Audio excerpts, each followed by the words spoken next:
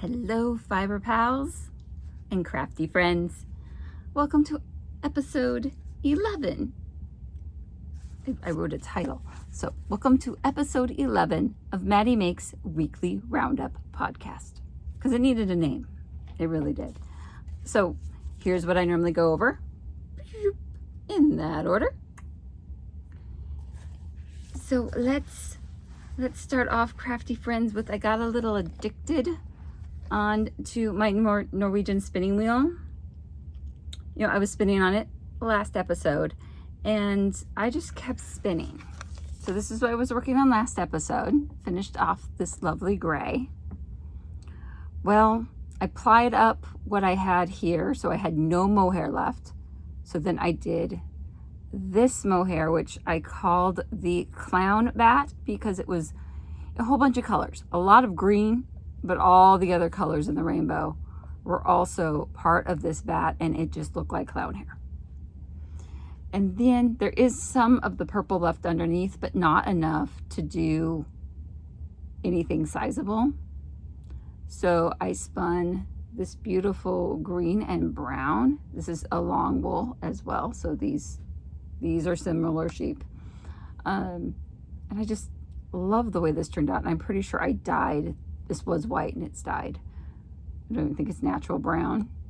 But when the gray runs out, we'll do dark brown. Because there's still plenty of this.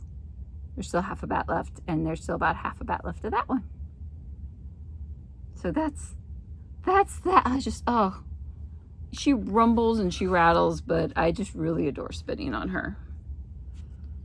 And that being said, so this, I don't know, I have several in front. Pretty sure this was the one that was on the spool last time. So it got skeined off and washed up. And it's there in its little skeiny glory. So there's one. Here's two. I really tried to fill the spool really full on this one. The colors make me so happy. So the gray, the purple, and the green mohair. I can't wait to start knitting some socks. And this is the little bitty one that came off just so I could use up all the mohair. For some reason I wanted to use up all the mohair, but using up all the purple wasn't a thing. It just got, I hope I can put more on top of that. It's fine. So there's all that. And I promised you this on the last video, and I didn't get it dried off in time. I think it stayed in the sink for 2 days. It's fine. So this is that Surrey alpaca that I spun backwards. So I respun it, and now it's soft. Oh, it felt like rope before. If you want something to feel like rope, spin it all the same direction and ply it the same direction. It feels like rope.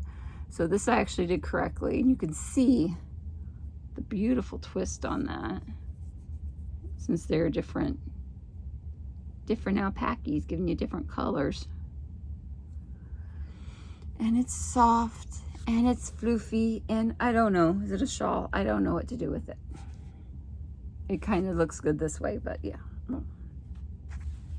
to figure out what I want to do with this beautiful thing. It's definitely not sock yarn. Bless you, Mr. Oreo. Rabbit's got the sneezes. Alrighty. Now that was spinning onto knitting, and clearly I didn't get any time for fiber prep. The surface we're on right now is an ironing board because I was sewing. Because that has to get done too. Everything. The mitts are still a work in progress as far as knitting. Just jump into knitting. They're still a work in progress. So I got one done. The other one's still chilling out, showing them because it's been a while. And I really just need to find the pattern again. It's on Kindle, so it's super easy, and then start working on these again. And then worried about how much they're going to bleed, because that red looks like it's going to bleed. But that's okay. And my shawl, sadly, is in the same state. I couldn't find a needle until last night.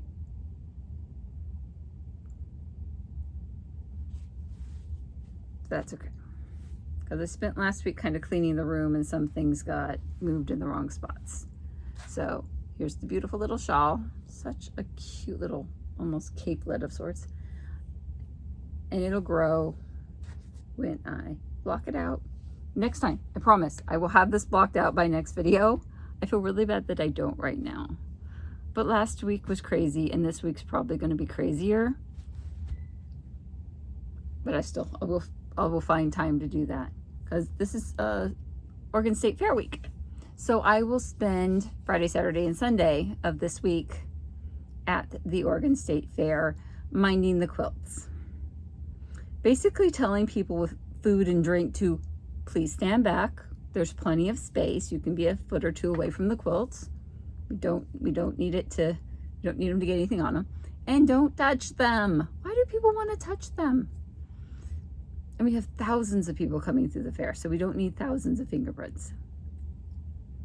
Especially little kids who want to touch everything. I mean, I adore them. There's things they should be able to touch, and there are on fairgrounds, but not the quilts. And all the fiber arts are in cases, so they can't. Or behind, I was going to say fencing, that's not right. Behind a small barricade, so you can't touch any of the fiber arts. But the quilts are just hanging out because they're so big, you can't. But anyway, moving on to crochet. Come out, baby. I did make some headway on this, which is probably why I didn't make any headway on the waterfall shawl, or the watercolor shawl. Get my names right. So this my mountains of blue yarn, because I was just pulling some out. Okay, so on the Spider Dream shirt that I was crocheting, remember this one goes sideways, just so much fun. So I seamed up, still have to weave in some ends, but seamed up the shoulder. It's a little ruffly, but seamed up the side. This is cotton, so it'll block out a little bit, but not much. But kind of having some motion to it isn't bad. So seamed up the side, so I even got the rows even. Fun stuff. Okay. And then when I was working around the bottom, and this is like, either I wasn't reading the pattern enough to find what I was looking for, or the pattern is missing this piece. Up until the bottom 4 rounds, there's a chart and text blocks of explanation. But when you get to these last 4 rows, I couldn't find any text blocks of explanation. All it said was 2 lines that basically said this is a 12 stitch repeat. Okay, but the stitch pattern as graphed is your double crochet or your chain 3 to bring you up, chain 4, and do basically a shell stitch. So in the same space, 2 double crochets, 3 chains, 2 double crochets, and then you have 4 more chains, and then you start the pattern again with your double crochet. So that's supposed to go over 12 stitches. Therefore, double crochet, skip 5, do your shell, chain 4, skip 5, double crochet, start again. But you have to figure that out. Nowhere does it say that. It just says over 12 stitches. So you have to figure out where these go, right? And you seamed up the side. How do you know if all this is divisible by 12? I am not counting all that. So what I did, like both times, because I screwed up the first time, I will get into that. But I worked my way around, and then when I got to the end where it comes together, I just spaced it a little differently in the skipping stitches to make it work. And sometimes I had to go back because you don't want to skip more than 1 or 2 stitches. So I had to draw it back, and then so you could skip enough to make the end, right? And not make them spaced too far. I hope that made sense.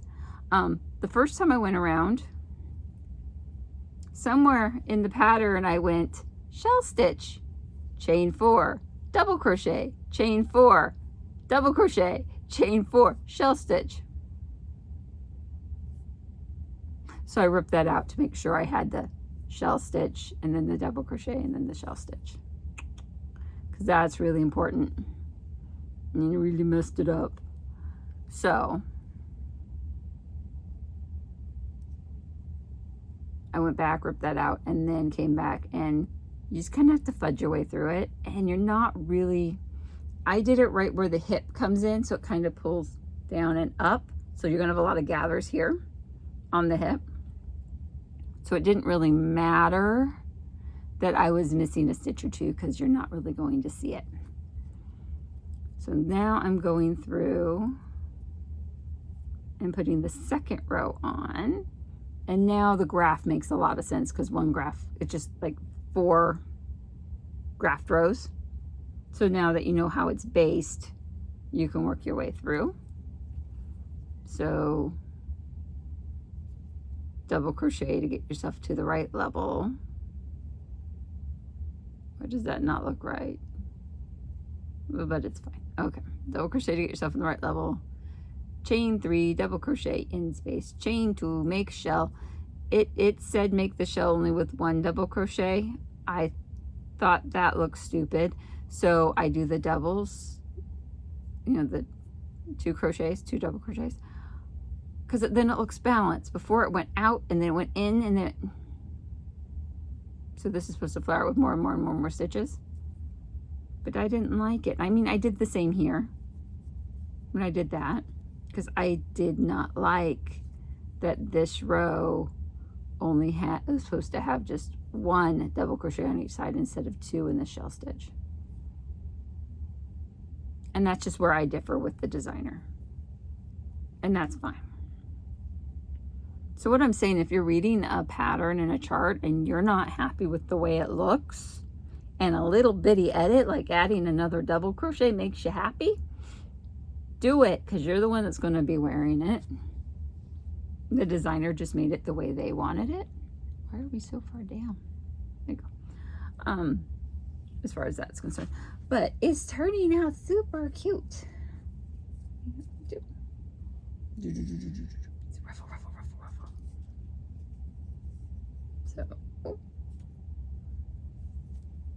So if there's extra stitches and stuff here, see how it drapes? You're not going to see it. So I'm on row 2 of 4 here, and it's going to do something very similar to back here, this pattern here.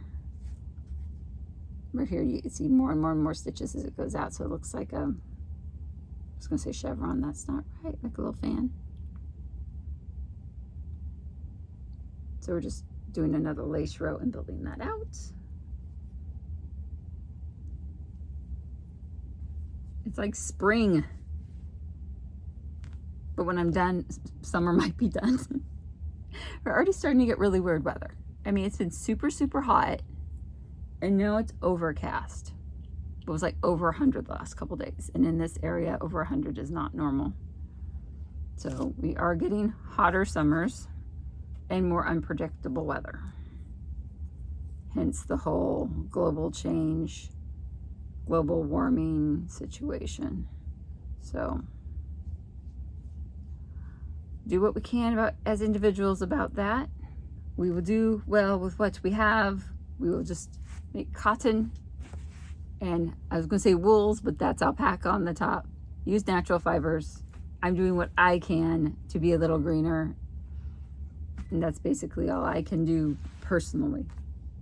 So if we do all we can personally, hopefully it'll make a bigger impact. No change on the elf coat. I'm still thinking about going up a hook size. I'm on a 6.5. Let me pull one out. It's been a while since I showed it. Like I said, I did some reorganization in here, and I'll clean it up a little bit more before I do another like studio tour. But I have a roll rack over there where my buckets can fit. This is one wedge of the elf coat skirt. So it'll go like this and make a nice little wedge shirt. But you see the way it's rolling? It's rippling and it's rolling.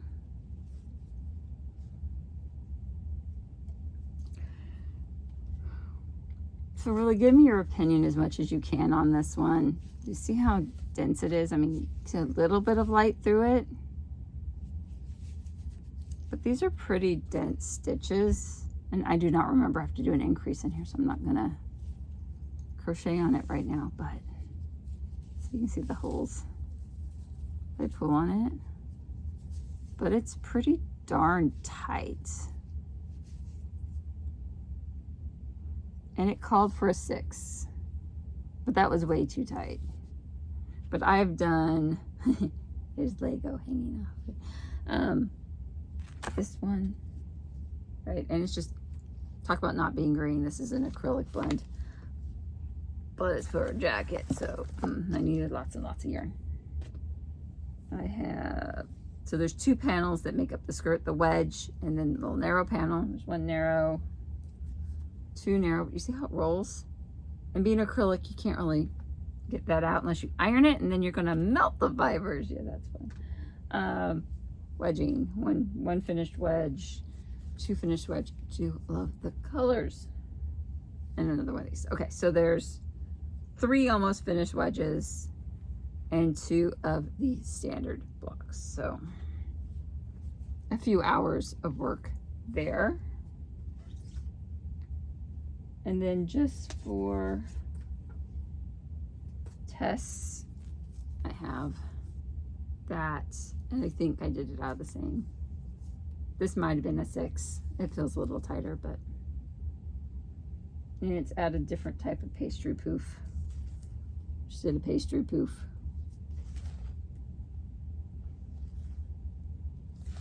We both say the same thing.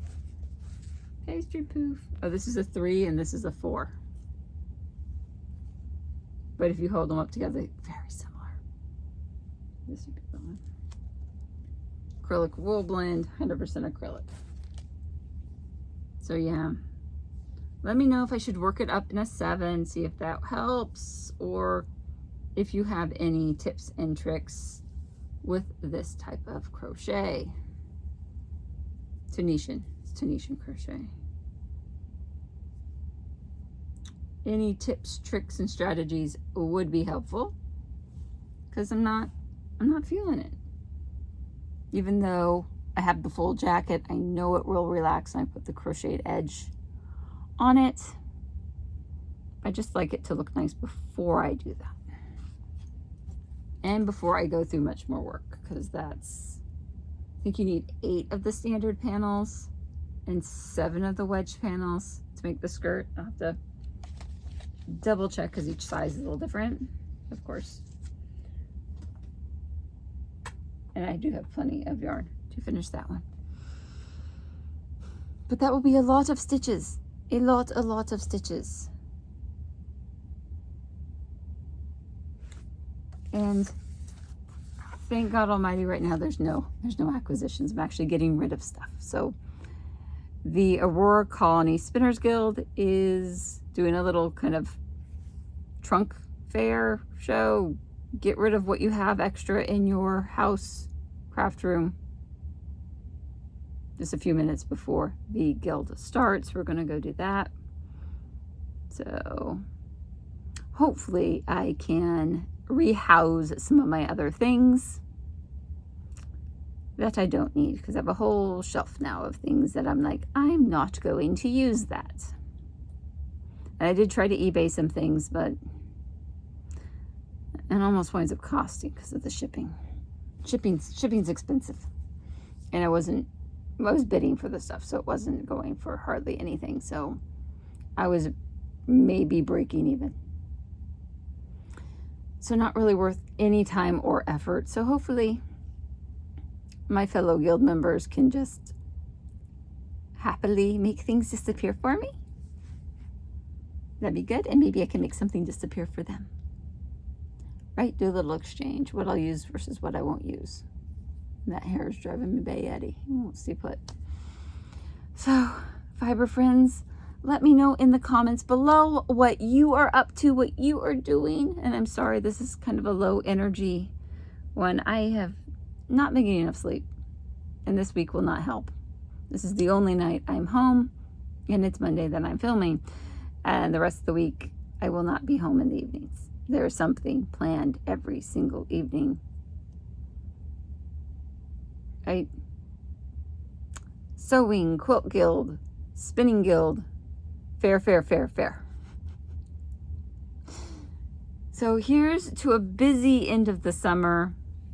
Hope everyone is doing wonderful. Like I said, let me know what you're working on down below. Knit, crochet, spinning, something else, something I've never heard of before. Please put that below. I want to know. And share with me links to any videos you think I should watch for the Tunisian crochet, because I would like to learn more and do better.